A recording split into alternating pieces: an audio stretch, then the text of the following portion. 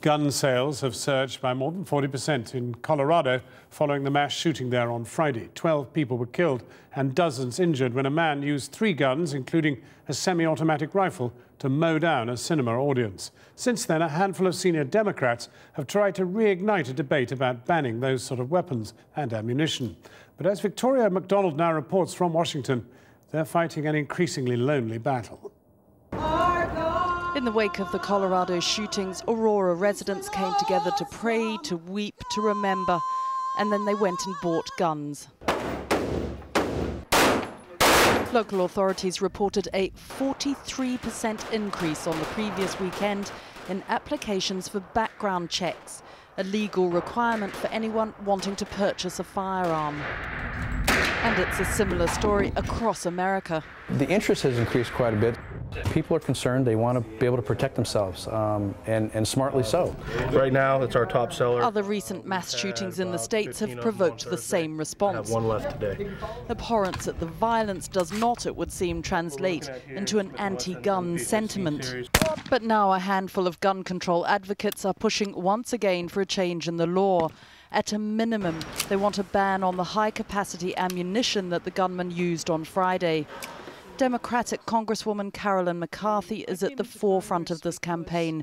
Her husband was killed and her son left seriously injured in the 1993 Long Island train shooting. When my son was learning how to talk again, he asked me how this could happen, and I didn't have an answer. The one thing I do know, what has happened in all these mass killings, all the way up to this past weekend, there was one thing in common, and they were the large magazine clips.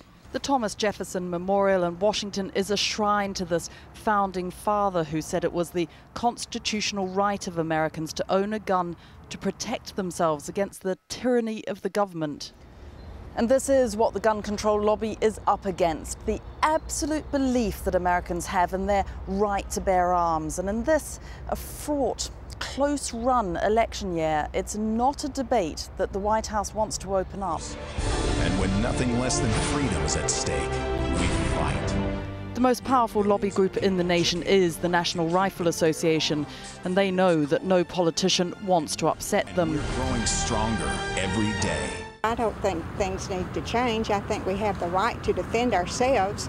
I think that maybe our mental health system is not up to par. There is a need to protect our rights and our freedoms. But I don't think that we should just give out weapons to just anybody. I think it's just a slippery slope once you start down that path and taking away our freedoms. All people versus James Holmes. It is now reported that the suspect in the killing, James Holmes, mailed details about how he was going to kill people to a Colorado University psychiatrist. They were not found, though, before the attack. All this leaving wide open now the chilling prospect that the deaths and injuries in Aurora could have been prevented.